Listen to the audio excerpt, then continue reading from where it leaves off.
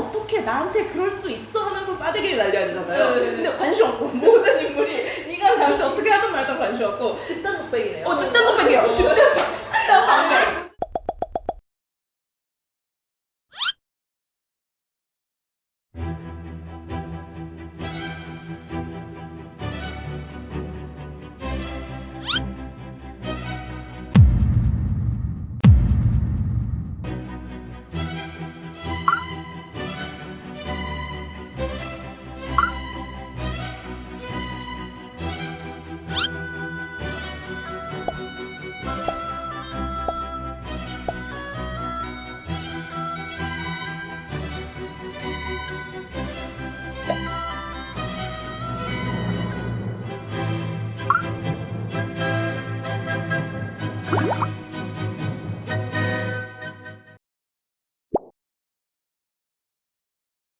일단 저는 좀 네 가지로 봤는데, 첫 번째는 대중의 예상을 뒤집어야 된다, 신선함을 줘야 된다고 생각했는데, 무엇을 상상하든 그 이상을 보여주는 충격적인 전개를 나왔고요. 일단 여자로서 어머니를 사랑한다는 맏며느리의 설정이 사실 어느 드라마에서도 볼 수가 없는 거잖아요.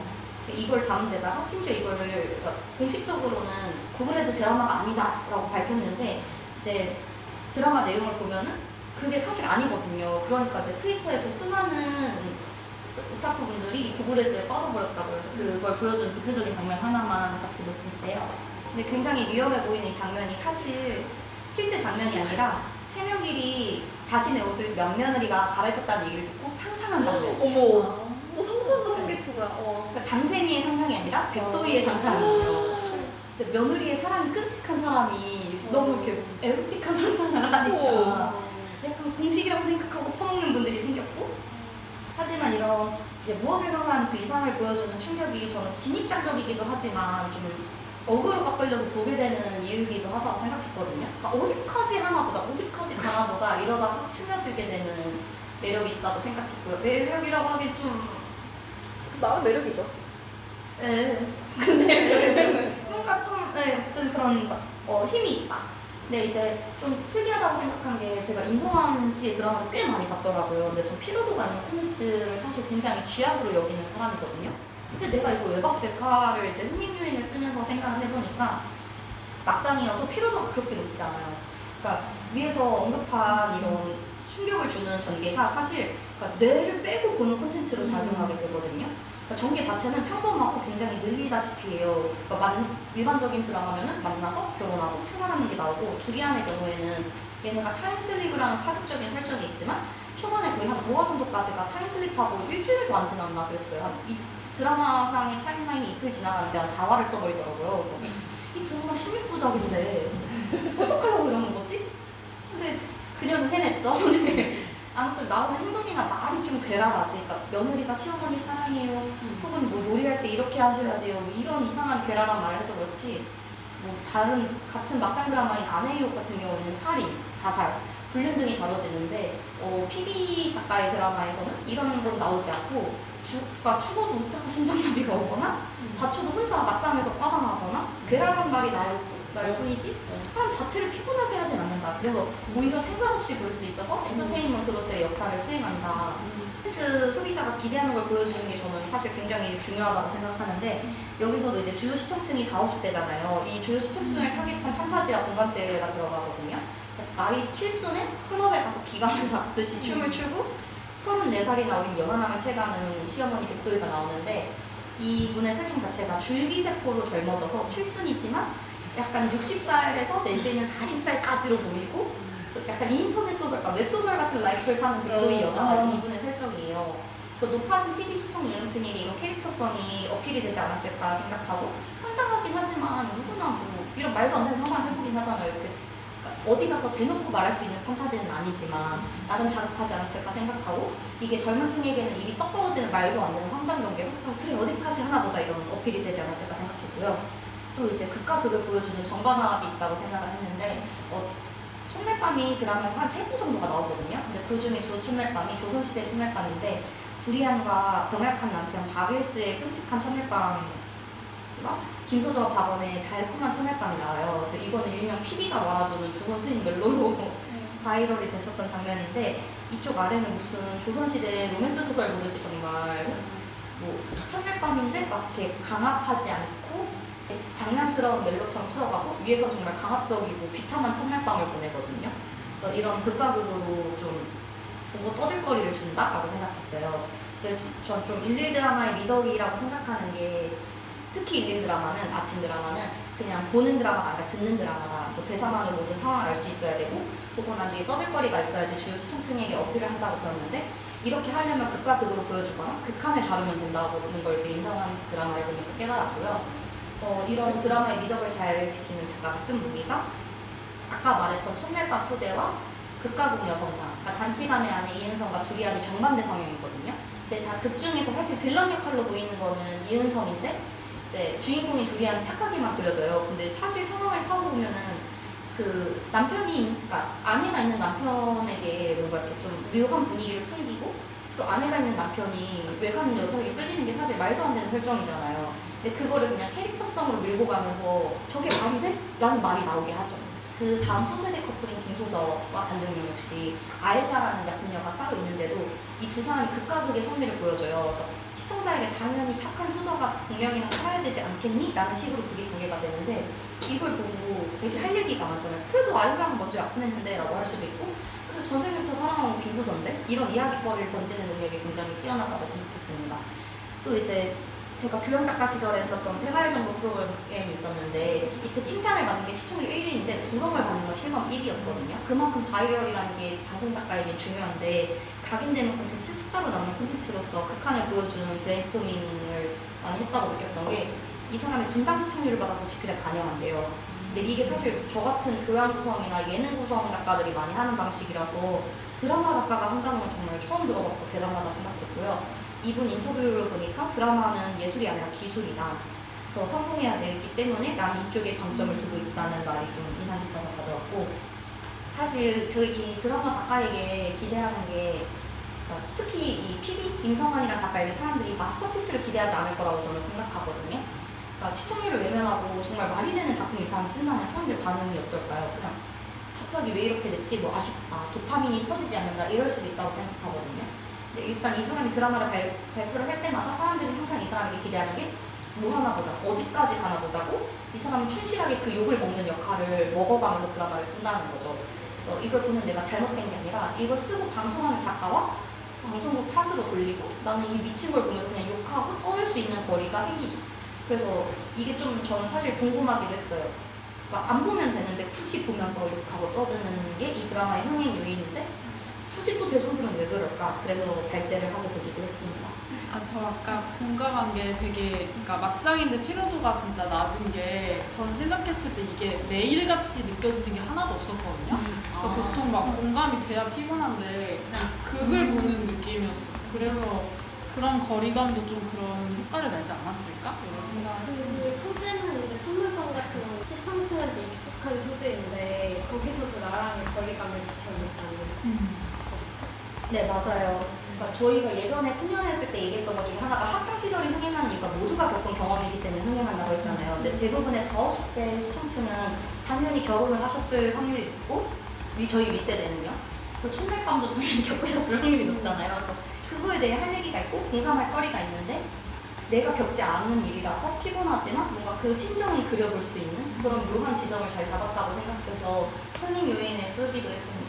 그리고 저도 아래 썼던 건데 뭔가 기존의 막장 드라마는 살인 이런 자극적인 소재가 많이 나오는데 네. 그게 현실에서는 되게 비윤리적이라고 생각되는 부분이잖아요. 근데 그게 막장 드라마에 되게 아무렇지 않게 자행되기 때문에 피로도가 있고 좀 거부감이 있는 건데 여기서는 현실에서 비윤리적이라고 얘기되는 게 거의 없잖아요. 거의 없고 그렇더라고 하더라도 되게 뜬금없이 너무 말도 안 되는 방식으로 되니까 현실 일이라고 생각이 안 되고 그래서 더 감정적인 거리감이 생기고 일상적인 문제라도 그냥 술술 볼 수 있게 되는 거예요. 그리고 수누님 의견에 동의하는데 다른 막장 드라마에서 이제 시청자의 기억을 각인시키는 부분이 이제 그 시대에 행해지는 그 시대의 금기라고 생각되는 걸 행하면은 사람들이 충격받아서 기억을 갖는데요. 근데 저는 야시도리아는 금기인데 오히려 지금 시대의 금기라고 일반적으로 생각하는 그건 안 보여줘요.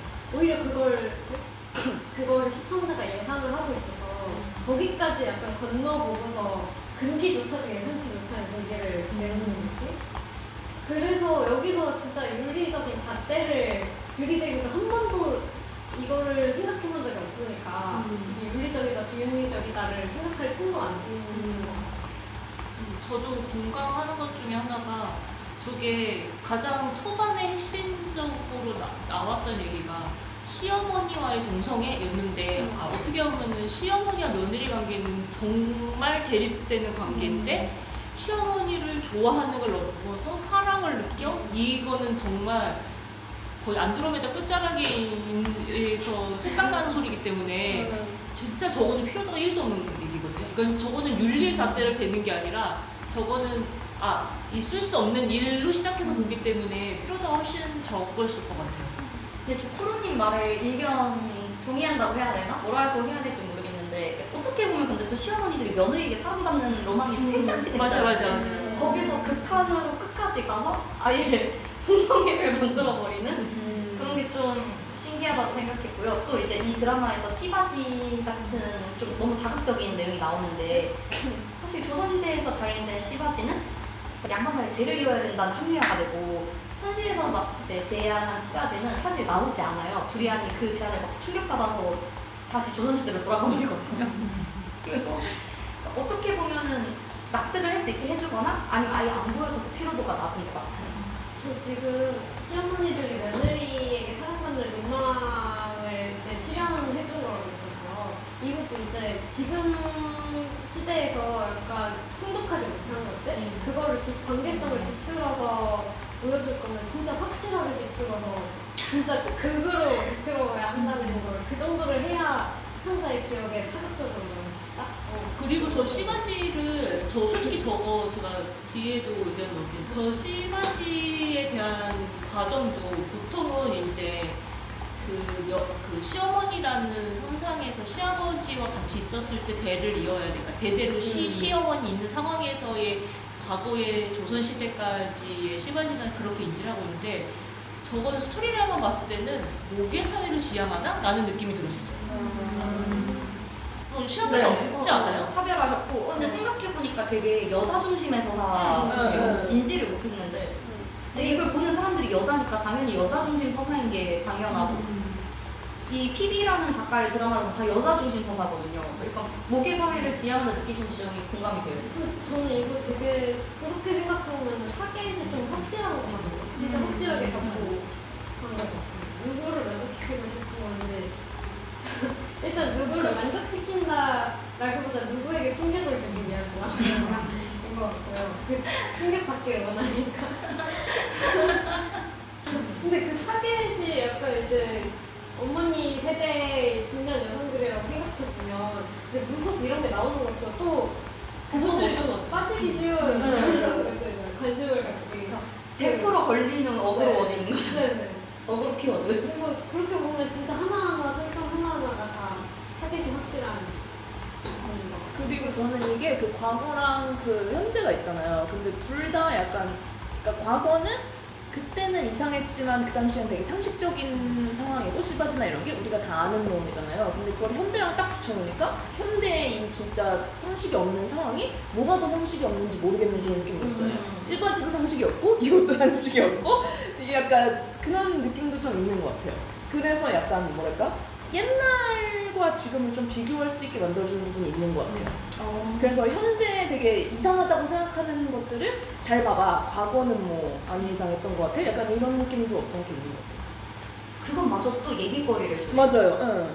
계속 떠들거리를 제공하네요, 이분이. 그래서 저 밑에서 썼는데 이게 어떻게 보면은 이게 논란이 생긴다는 것 자체가 약간 보수랑 진보가 있는 거잖아요. 예를 들어 그 전통의 가치를 하는 사람이랑 너무 새로운 얘기를 하는 사람은 이건데 이거는 진짜 하이브리드인 게 한쪽 편을 못 드는 게 윤혜영 고부 레즈가 너무 이상한데 또 내가 진보적인 사람이에요. 그래서 저렇게 레즈인데 좋아할 수도 있지 이러는데 또 한편으로는 한국 사람이니까 그래도 시어머니한테 저렇게 말하는 건 아니지 약간 이런 그런 복합적인 감정이 있는 거예요. 그게 진짜 얘기할 거리네요. 응, 그 응, 자체가.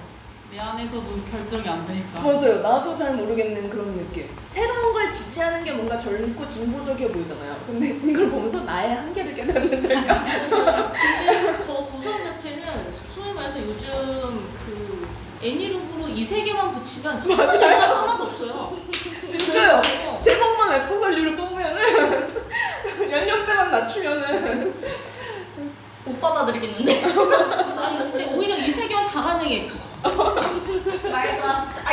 맞네요. 네, 맞아요. 그렇긴 한데 뭔가 제 머리가. 아, 죄송해요. 제가 이 세계물을 좀 많이 이렇게 열어서 봤는데 그래서 저는 이게 그렇게 환생하고 하는 거 자체에서는 완전 다른 걸로 그러니까 같은 현실이라고는 안 받아들이게 되더라고요. 그러니까 이제 좀 과거 세대 또 다른 이 세계 현대화된 이 세계 현재화된 이 세계 이렇게 받아들이게 되니까 이 세계물하고 뭔가 공통점이라고 생각하면 기대치가 좀 낮다는 맞아요. 것도 있는 것 같아요. 뭘 하든 맞아. 그냥 여기서 뭘 하든 맞아. 저 원래 이상한 거니까 원래 개연성 없는 거니까 이런 식으로 시청자나 어쨌든 그 장르에 대해 소비자가 어떤 인상을 갖고 있는지도 중요한 것 같아요. 저는 약간 이 세계 만물론을 지금 느낀 게 사실 이 세계물이 모든 콘텐츠에 약간 영향을 미치고 있다고 생각하거든요. 맞아요. 근데 이게 우리 40, 50대 콘텐츠까지 퍼져나간 게 너무 웃기네. 그리고 약간 사실 얘기거리를 주는다는 것 자체가 되게 어떻게 보면 바이럴을 노린 거기도 하거든요. 맞아요. 그래서 이 드라마 자체를 입소문을 내야지 많이 보는데 그거에 정말 충실한 거를 90년대부터 지금까지 하는 게 좀 대단하다 생각했습니다. 저는 일단 막강 드라마가 꾸준히 사랑받는 이유랑 아시드리안의 흥행을 따로 보고 봤는데요. 이제 아시드리안이 제가 생각하는 막강 드라마랑 다른 부분이 뭘까라고 생각을 하면서 들었기 때문에 일단 발표드리겠습니다. 먼저 막강 드라마가 꾸준히 사랑받는 이유는 시청자의 기억에 각인시키는 방법이 공식이 있다고 생각되는데요. 그 등장인물이 금기를 행하면은 이제 시청자 입장에서 놀라서 기억에 남는다고 해요. 근데 이제 그냥 금기도 아니고 예상을 못한 금기를 보여주는 거죠. 근데 부부의 세계나 이런 불륜 자살 오히려 지금 시대에 자극적이다라고 생각하는 걸 보여주면은 좀 피로도가 올라가는 것 같고 오히려 진짜 예상 못한 금기로 가는 피로도가 낮아지는 것 같거든요.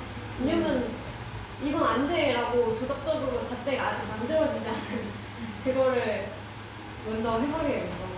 그리고 그 다음으로는 기존 경험에 기반한 이제 시청자들의 예측을 빗나간다는 건데요.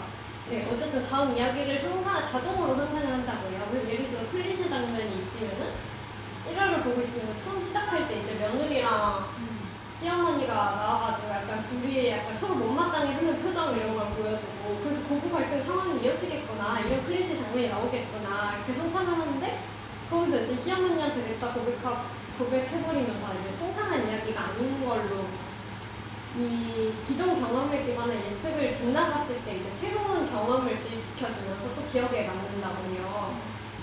그리고 계속해서 사건의 변화를 준다는 점인데요.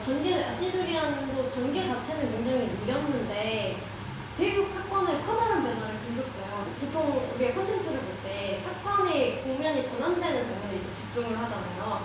근데 집중을 하게 되면 궁금증도 유발하게 되고 그리고 다른 콘텐츠에서는 한 번 그 국면 전환을 한 번 정도 맞을 수 있다고 한다면 막장 드라마에서는 이걸 국면 전환을 여러 번 반복해도 전혀 이상하지 않는 장르다. 그래서 기존의 극에서는 큰 사건의 기현성을 위해서 극 전체를 촘촘하게 빌드업하는데 막장 드라마는 한 줄 대사로 정리가 되잖아요. 그냥 과거에서 갑자기 왔는데 누가 우리 천지신명님이 우리를 도와줬다 이런 식으로 한 줄 대사를 하고 모두가 납득해버리거든요. 하지만 그거에 대해 전혀 계속해서 집중할 수 있는 장면을 여러 번 준다는 점 네, 사건 변화를 계속해서 할 수 있다는 장르라는 점에서 이것도 기억에 각인이 되는 것 같고요. 저도 다른 일과 병행하면서 봤고 오히려 이거에 집중하는 게 오히려 사건 전개 자체는 느려서 집중하고 보려고 하면 오히려 더 집중이 안 되더라고요. 그냥 소리로만 들으면서 다를 거는 앞부분만 들려보고 이런 식으로 많이 했었거든요. 그래서 따로 시간을 내서 보지 않아도 된다는 점이 굉장히 스낵 콘텐츠는 스낵 콘텐츠에 가까울까요? 스낵 콘텐츠는 아닌 것 같은데 어쨌든 시간 장소에 구애받지 않는 콘텐츠다 라고 생각해요. 이게 그리고 다음은 아시도리안의 흥행의 요인이라고 생각하는데요. 저는 사실 이게 진입 장벽이 낮은 만큼 이탈 장벽도 낮았어요. 그래서 저는 약간 그러니까 굳이 뒤에 내용을 안 봐도 된다. 그러니까 그때그때 재미만 느끼는 콘텐츠라고 생각해서 저는 그래서 이게 보면서 끝까지 얼른 끝까지 보고 싶다라는 생각이 안 들었는데 이제 저희 지인은 이걸 굉장히 흥미롭게 보더라고요. 그래서 그분께 이제 어떤 점이 재밌었냐라고 인터뷰를 통해서 좀 적어봤고요.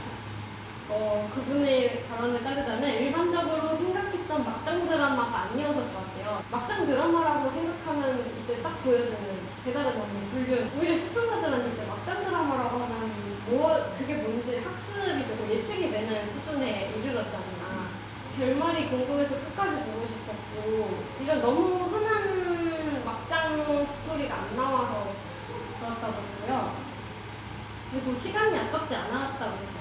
이거는 저도 그렇게 느꼈는데 한국 이게 저번에 엘리멘탈 때도 저희가 얘기했었잖아요. 한국인은 시간 아까운 콘텐츠를 애초에 안 보려는 경향이 있고 그래서 댓글이나 이런 리뷰에 영향을 많이 받는데 이게 기대치가 처음에 낮은데도 이 낮은 기대치보다 생각보다 탄탄한 구성이 있어요. 그러니까 예를 들어 시어머니가 처음 시작할 때 갑자기 어려졌는데 줄기세포 그걸로 어려졌는데 이게 중간에 안 나와서 저 설정이 굳이 왜 있는 걸까 했는데 나중에 듣고 보니까 또 어린 연하남과 이렇게 연결이 되기 위해 또 이런 식으로 생각보다 떡밥이 있어서 재밌었다는 게 이 지인의 평이었고요. 네 맞아요. 그리고 영상미도 생각보다 있었고 이걸 보는데 너무 이제 못 만든 영화가 아니라 못 만들려고 하는데 그 이제 초등학생 그림을 따라하는데 원근감이 살아있는 그림을 그리듯이 잘 쓰는 사람이 썼다는 느낌이 드는 거예요. 그래서 이걸 보는데 시간이 아깝지 않다? 만족스러웠다라는 평이었고요. 그리고 일단 불쾌하지 않았다고 합니다.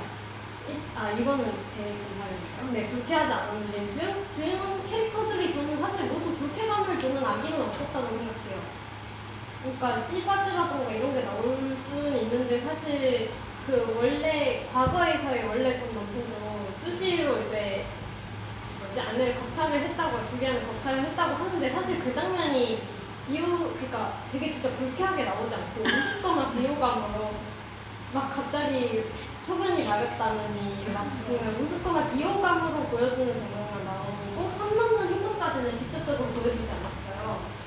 그래서 이게 굉장히 피로도를 낮췄다고 생각하고요. 금기실 때는 설정에도 생각보다 이 주변 인물들이 동명하지 않고 그러니까 너 그게 무슨 말이니? 어떻게 시어머니 사랑해? 이런 식으로 그러니까 너무 놀라움을 표현을 하는데 맞아요. 이걸 생각보다 진짜 이 정도로 너무 놀랄 거면 얘를 호적에서 파버리던가 아니면 그리고 다른 막장 드라마에서 뭐 뺨을 때린다던가 이런 폭력으로 타격을 이렇게 보여주는 한 장면 있잖아요. 근데 이게 생각보다 표현도 유하고 돌려 까고 그래서 생각보다 크게 비난하지 않아서 보는 시청자 입장에서도 이게 심각한 문제가 아닐까? 라고 생각하게 만들어서 이 논점 자체를 흘려버린다고 생각했어요. 이 윤리적 관점에서.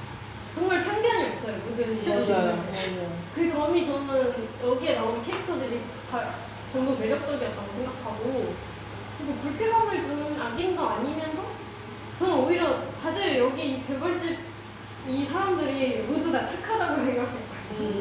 처음 보는 사람, 낯선 사람을 그러니까 물에 호수에 들어간 사람을 보고 그러니까 생각보다 마음이 넓다, 진짜 편견 없다, 착하다는 아닐 줄 알았어요. 근데 그거를 나는 돈이 많으니까 둘 정도는 책임질 수 있어 이러고 쿨하게 외간 여자 둘을 그냥 얹혀 살게 해줘요. 그리고 그냥 경찰한테 맡기든 그냥 그 외간 여자 둘을 아니면 뭐 다른 직원을 시키든 뭐 어떻게 할 수 있는데 직접 와가지고 이것도 사주고 저것도 사주고 이런 재벌들이 가족들끼리 모였을 때 너 그 사람들 잘 됐니? 어떻게 됐니? 하고 그걸 구질구질 물어가지고 굉장히 웬신력을 케어를 해준단 말이에요. 그래서 생각보다 호감이었어요. 그 사람들이.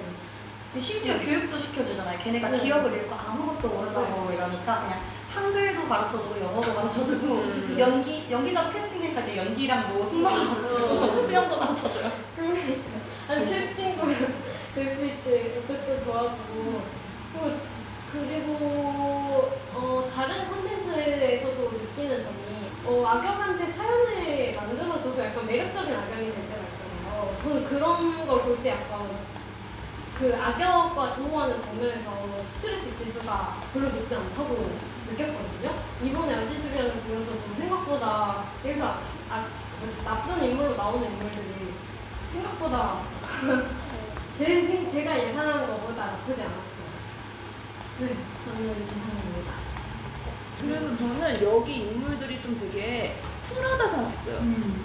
그죠? 왜냐면 특히 최명기 캐릭터 같은 경우는 그 나이에 그런 사람이 거의 없을 정도로 그냥 뭐 하면 일단 꼰대 발언이 기본적으로 하나도 없고 꼰대 발언이 없을 수밖에 없는 게 다 그냥 물음표예요. 그게 뭔데? 그래서 그렇구나. 약간 이런 식이지. 그죠? 막 뭐를 그냥 물어봐서 아 그래 이 정도지 뭐 가치 판단이 거의 없고 여기 사페 주인공들 많이 나오는 이유가 등장인물 자체들이 되게 감정적이지가 않아요. 뭐 어머니 사랑해요 이러면 왜요? 뭐 약간 그래도 이상하지 않아요. 그러니까 다 자기 발신만 해. 내 생각에는 이상한 것 같아요. 뭐 이거를 그거에 대해서 막 예를 들어 보통 막장 드라마는 네가 어떻게 나한테 그럴 수 있어 하면서 싸대기를 날려야 되잖아요. 근데 관심 없어. 모든 인물이 네가 나한테 어떻게 하든 말든 관심 없고 집단 독백이네요. 집단 독백이에요. 집단 모든 대사가 집단 독백이 맞아요. 할 말만 하고. 그 연애할 때도 30살 많은 사람인데 왔어? 나 좋아. 정말? 나도. 없어요. 그런 게 우리의 30살이 막 약간 이런 거 없어. 저 약간 지금 현타 왔어. 약간 윤희 발표를 듣고 내가 이걸 왜 보는지 이해가 됐는데 존이 말하는 거 나니까 제가 인팁이잖아요. 제가 감정적인 콘텐츠를 못 본다고 엘리먼트 할 때나 콘텐츠 때마다 매번 얘기하는데 이 드라마가 약간 인팁의 사고방식인 거예요. 그래? 맞아요. 왜? T예요. 드라마 T예요. 아니 진짜 백도이가 되게 티 같다고 생각이 들어요, 저는. 그죠? 그리고 저는 말씀하신 것처럼 진짜 프라다 생각한 게 자기 엄마 좋다고 했는데 아니 뭐 결혼 뭐 그래 여자 좋아할 수 있지. 근데 왜 하필 엄마야? 근데 이 정도 선이라서 여자 좋아하는 건 수긍을 한 거잖아요. 아니 그리고 그거에 뭐 가치 판단도 없어요. 뭐 동의하고 이런 것도 없고 그냥 그래 근데 왜? 왜 하필 엄마야? 이 정도. 이거를 반대할 생각도 없고 동의할 생각도 없는 거야. 그냥 이 사람들은 질문하는데 의의가 있는 거예요. 답도 듣지도 않아. 네 생각이 없어. 이거 인팁 특이거든요. 가치 판단 안 하고 집단적 독백만 안 하고 우리는 왜만 알면은 뭘 하든 그러든가요. 근데 이 드라마 플로우 자체가 호수에 주리안이 이제 조선시대 들어가려고 호수에 되게 자상한 사람처럼 들어가요. 근데 그 백도이의 34살 연하남이 그 장면을 목도하고 안녕하세요. 근데 거기는 왜 들어가세요? 이리스시구나? 네, 고생하세요. 이러고 자기 마무리를 하러 가요. 아니 그리고 쫓아가지 않아요? 궁금증에 눈 멀어가지고 들어가지 않아요? 아니면? 그게 아니라 자기는 자기 그냥 하던 연못 답사 그대로 하고 근데 거기 자기 물건 떨어뜨려서 안경을 떨어뜨려 들어. 근데 그게 백도이가 준 선물이라서 잃어버리면 속상해할까봐 그냥 그거 줬다가 같이 조선시대로 딸려간 거예요. 그리고 생각보다 이 드라마가 되게 조용한 느낌이라는 게 약간 모든 캐릭터가 인팁이라고 생각해보면 약간 이해가 되는 거예요. 뭔가 이 조용한 느낌이 갈등을 안 만들려고 한 거. 그러니까요. 갈등을 안 만드는데 그리고 내면의 공유도 사실 많이 없는 느낌. 아니 그래서 이게 어떻게 보면 고도의 기술인 게 이게 밸런스가 좋은 거예요. 왜냐면 내용 자체는 너무 극단적이라 이게 감정적으로까지 갔으면 정말 치달았을 텐데 그거를 이렇게 그 인팁에 사페 같은 걸 이렇게 눌러주는 거죠. 이렇게 딱 중앙 맞추는 거죠. 중앙 정렬로. 두리안 정도만 F처럼 느껴졌던 것 같아요. 두리안이랑 며느리만 조금 알것 며느리. 같아요. 근데 그것마저 약간 너무 인팁스럽지 않아요? 저는 약간 이게 저의 개인 의견이나 일반화일 수 있는데 저는 뭔가 항상 행동하는 거는 감정이 강한 사람들이 뭔가 어떤 강한 행동을 일으킨다 생각하거든요. 근데 이 드라마에서 강한 행동을 일으키는 게 며느리인 장세미. 어머니를 향한 사랑에 감정이 격화해져서 모든 트러블을 일으키고 김수저와 두리안 그 남편과 아들을 잃은 마음에 감정이 격해져서 조선 현대로 넘어오고 거기서 머물려고 해요. 감정이 강하지 않으면 할 수 없는 행동으로 인해서 드라마가 촉발된다. 맞아요. 그래서 그 며느리 와가지고 이렇게 그 돌쇠 보면서 막 안타까운 눈물로 막 그렁그렁 하는데 그 사페 둘째 며느리 와가지고 씹어주지 않아. 웃으면서 어때요? 우리 남편 관심 있는 것 같은데 막 이러면서. 되게 드라마 자체가 진짜 라디오처럼 듣기만 했으면 전반적으로 전격 무덤덤했을 것 같은 느낌. 맞아요 맞아요. 예, 예. 근데 약간 이런 느낌이야. 내가 뭘 들은 거야? 이러면서 돌려가면서 한번 봐요. 되게 차분하게 말해요. 충격적인 말. 어머니 여자를 좋아한다. 뭐 이것도 되게. 근데 그 화내는 것도 막 소리치는 게 아니라 어머 얘가 미쳤나 봐. 뭐 이게 화내는 게 아니고 화내는 것도 아니고 거기서 그냥 그 말을 듣고 다들 하는 연출 있잖아요. 그것만 맞아, 보여도 맞아. 놀라움이 그게 끝인 거예요. 아니 저는 그리고 그때 그 장면 재밌었던 게 나머지 가족들의 반응이 되게 재밌었는데 특히 막내 아들이 맞아요. 그 말의 진위를 계속 알려고 노력해요. 계속 노력. 가족의 사랑 아니에요? 막 이러면서 나를 이해시켜줘. 맞아요. 저는 인상 깊은 게 그 장면에서 그러니까 보통 현실이면은 지원이를 사랑해? 이 사람이 미쳤나? 이렇게 끌고 나갔잖아요. 근데 막 의견을 물어봐요. 어떻게 생각해? 막 근데 요즘 뭐지? 제가 있는 콘텐츠에서도 막 그 유사 콘텐츠 이런 게 나오는데 왜 여기서도 등장인물들이 약간 그 논란이 될 만한 거에 있어서 주변 인물들이 생각보다 크게 그게 문제시하지 않으면은 그 분위기를 그 작품 내 분위기를 문제시되게 조성하지 않으면은 독자들도 그걸 유하게 받아들이는 것 같더라고요. 그 정도로 좀 따라가더라고요. 여기 유사 콘텐츠 제가 본 거기서도 그냥 남매 사이인데, 그러니까 법적으로 남매 사이인데 이걸 그냥 호적에서 내쫓고 결혼하자 이렇게 했는데 하지만 사람들이 우리 이상하게 보면 어떡해 하고 이 정도의 고민을 한 줄로 딱 끝내고 그냥 거기서 다른 사람들이 무슨 상관이냐 이렇게 했는데 생각보다 이제 이 사람의 등장하는 주변 인물들 그럴 줄 알았어 너네 그냥 남매 아닌 것 같아 그래서 이런 거 다들 축하받는 분위기로 끝내는 거예요. 근데 그렇게 보니까 그걸 보면 저도 도덕적인 이제 가책이 별로 느껴지지 않는다. 그래서 되게 분위기 조성을 이번 RC조리 안에서도 이런 부분에서도 되게 생각보다 도덕적인 가책을 주지 않아요, 시청자에. 그리고 이게 아까 그 푸르님이 말씀하시는 것처럼 그 이세계물이나 뭐 SF로 생각을 하면은 예를 들어 실제에서 누가 하늘을 날아요? 그럼 얼마나 호들갑을 떨게 될 사람들이 하늘을 날아 근데 그게 나는 세계야 이거 딱 하나만 설정하면은 떼고 날아도 상관이 없는 거잖아요. 우리 추락하기 이상할걸요? 못 나는 게 더 이상해. 그러니까요. 앞서 고백드린 것처럼 두 가지 리스크가 있었습니다. 일단 전편 몰아보기를 못 찾았어요. 이게 요약할 수가 없어요. 그래서 이거를 봤을 법한 동생이 진짜 아침 드라마 많이 하거든요. 그래서 동생을 인터뷰한 거예요. 근데 역시나 동생한테 그럼 나 줄거리를 요약을 해줘 어떤 내용이야. 근데 등장인물 설명만 한 40분 걸렸어요. 근데 다 머릿속에 안 들어오는 거. 그래서 결국 나무위키 봤잖아요. 근데 이게 나무위키 봐도 이해 안 되거든요. 맞아요. 근데 그 1화 보면 바로 이해돼요. 진짜. 이게 미친 능력이에요. 미친 능력이에요. 그래서 원래 동생이 되게 요약을 잘해요. 워낙에 드라마들을 많이 봐서. 한 3, 40분 얘기하다가 안 되겠어. 근데 나는 진짜 저기 써있는 거 그대로. 내가 이걸 보면서 이걸 왜 보고 있다 싶으면서도 항상 본방사수를 한대요.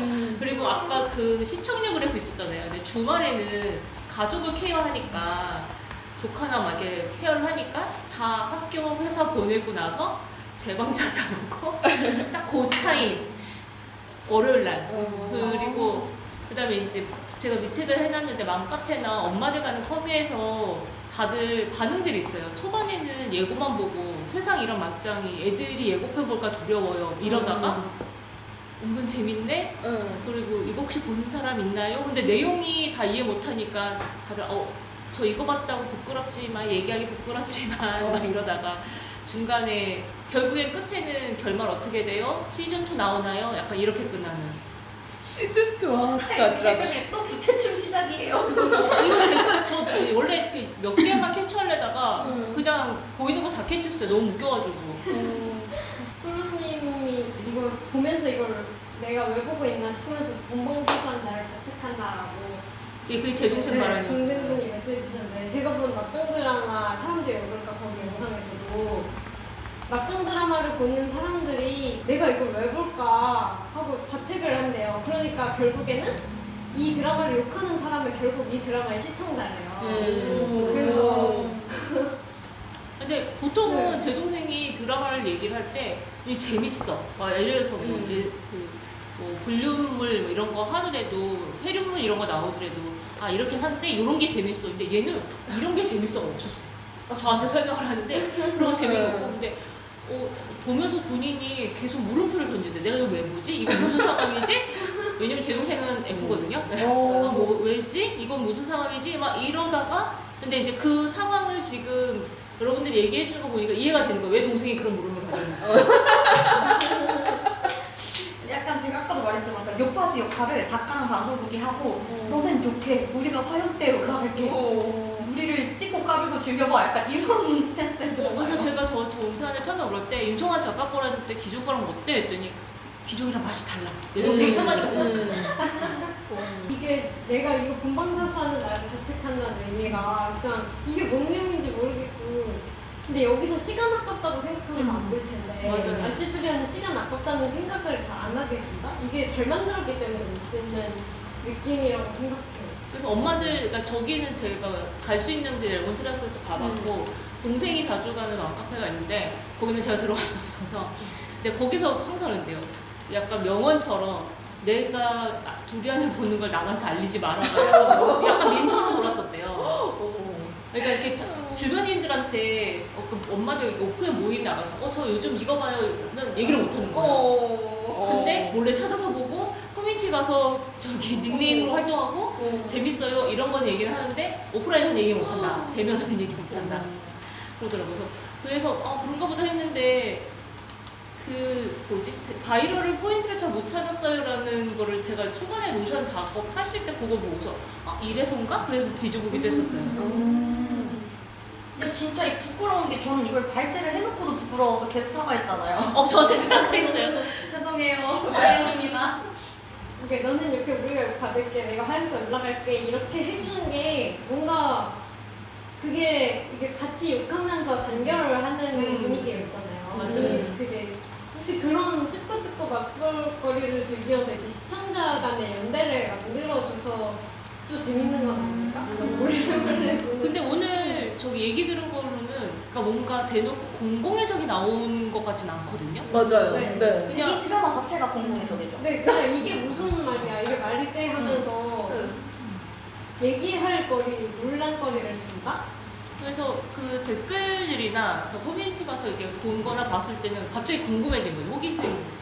왜 굳이 제목을 두리안으로 지었을까? 했던 거예요. 그래서 밑에 적은 것처럼 왜 두리안이 두 가지 속성을 다 갖고 있잖아요. 굉장히 격한 냄새와 그러니까 그런 이중성을 다분히 갖고 워낙에도 이제 이 작가의 기존의 그 커리어들이 있으니까 그럴 거라 했는데 이번에는 좀 더 강한 맛이 아니었을까?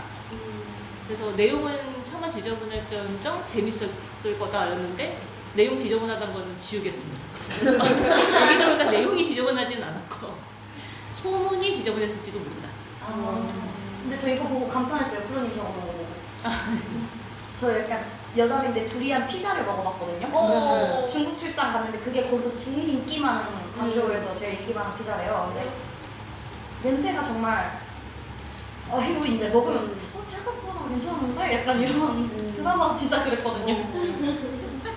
그리고 이게 또 리듬이 있잖아요. 그래서 만약에 리듬 한 번 타면은 그냥 쭉 가는 거예요. 그죠? 마치 뭐 듣듯이. 그리고 되게 연막 작전처럼 그 30분이 넘는 대화로 사람 짐을 쏙 빼놓고 그냥 긴장을 풀어놨다가 갑자기 어머니 사랑해요 하나로 한번 피크 찍고 다시 대화 이렇게 30분 길게 늘어지다가 마지막에 또 한번 피크 딱 그 30분이 약간 충격을 준 다음에 받아들일 시간을 줘요. 막 어떻게 생각해? 주변 인물에게 물어보면 나도 생각하게 되잖아요. 어떻게 생각하지 나는? 이러면서 그러다가 또 욕하는데 그래도 미친 거 아니야? 그러니까 말을 자꾸 던지게 하는.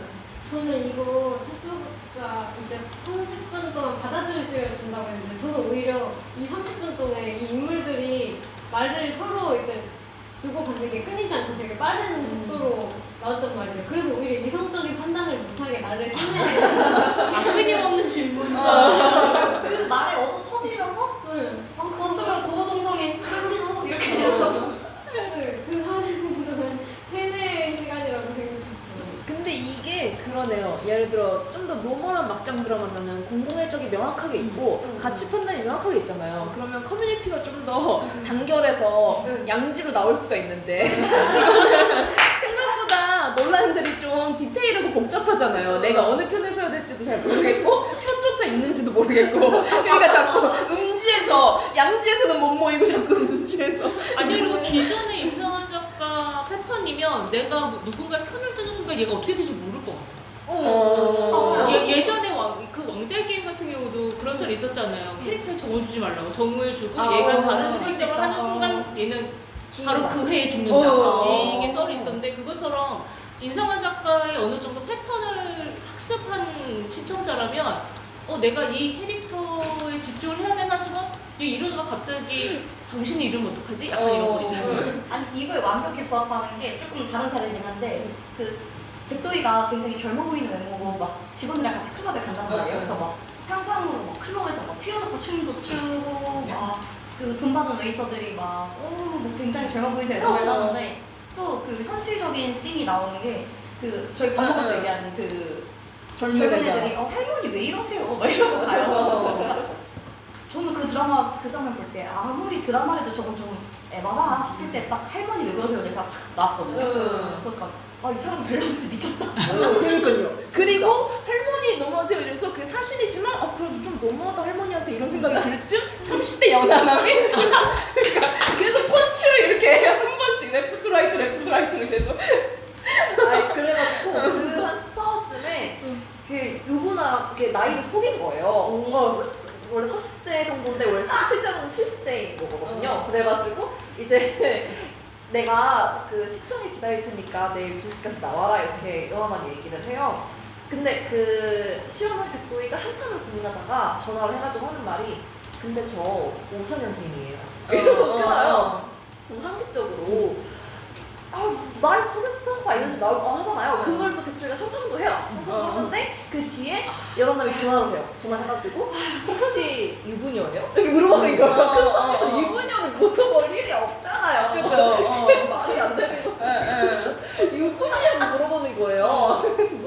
아니 그것도 유부녀라고 물어봤는데 보통은 그 나이 때문에 이제 또 당연히 당연히 뭐 남편이 있으실 거냐 이렇게 하실 거라고. 근데 오사님생님은 유부녀를 물어보면 사별하셨나 이거. 그니까요. 그 남편은 백도이가 합니다. 백도이가 하고 이 질문도 너무 유부녀.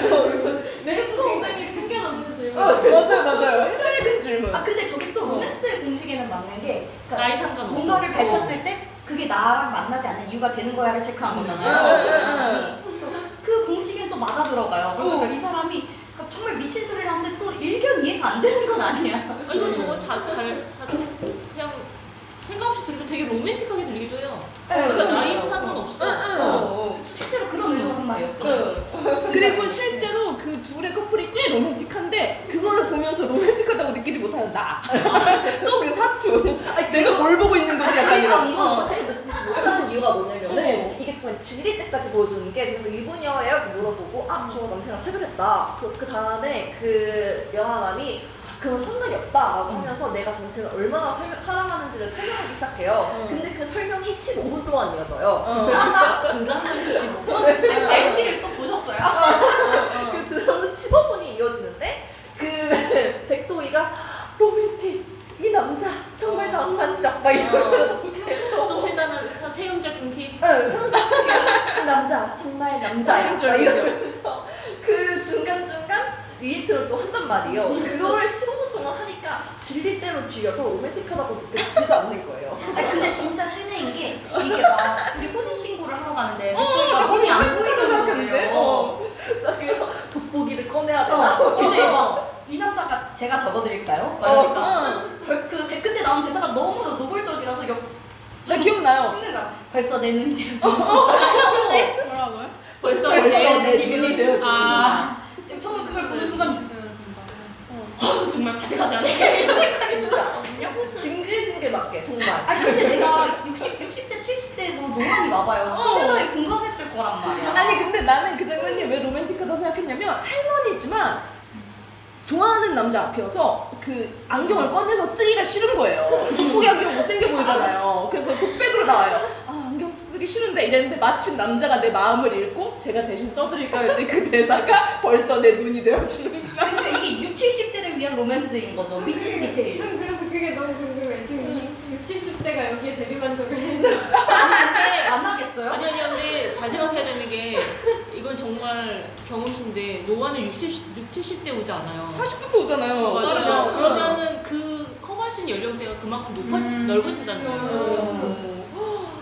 근데 너무 현실적이잖아요. 내가 눈이 안 보이는데 눈이 되어주는 남자야. 그러니까요. 갑자기 난 너무 현실로 이렇게 머리채 잡고 끄덩이가 내려진 기분이라서 거기서 약간 좀 발작 버튼이 눌렸고 또 둘의 첫날 밤을 정말 아우, 이 사람은 모든 첫날 밤을 노골적일 정도로 자세히 보여줘요. 그게 그러니까요. 너무 싫은데 이게 뭔가 40대에겐 어필이 됐을까? 이런 생각이 들었어요. 근데 제 생각에는 만약에 진짜 70, 60이잖아요? 그럼 로맨스, 돈 많은 남자, 잘생긴 거 다 필요 없고 정말 가장 큰 이슈는 젊은 내가 아플 때 누가 수발 들어줄 거냐란 말이에요. 근데 그거를 그 젊은 남자가 프로포즈로 한 거예요. 심장 때려요, 안 때려요? 못 때려요. 내가 실제로 거동을 못할 때. 이거 병수가 들어주겠다. 아니 그러면 내 눈이 되어주는 것처럼. 그리고 막 너와 당신과 같이 늙어가겠어요. 뭐 이런 식으로 얘기. 에휴 시간차는 못 거슬러.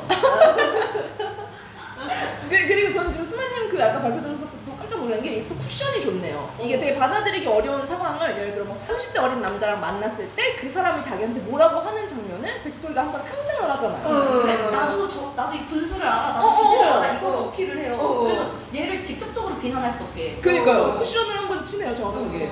아 미쳤다. 설계 놀았는데요?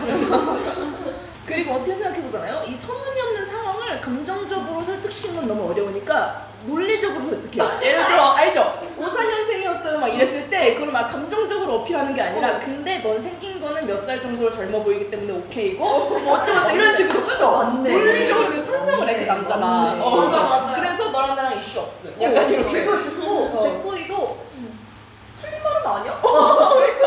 그래? 이거 너 TTT 그래? 여기 나오는 진짜 인물들이 다 외로 혹은 납득충인데 납득충이에요. 팁스럽다고. 맞아. 어떻게 그래? 이러면 이유 따다다다. 그래? 저 되게 드라마 보면서 이 작가가 쓴 캐릭터나 대사가 진짜 티 같다고 느껴지는 드라마가 다른 게 하나 더 있었는데 그게 그 뭐였죠? 전여빈 나온 여자 3명 나온 술도 멜로라 체질. 아. 그거 이후로 처음으로 이렇게 티 같다라는 생각이 처음 든 것 같아요.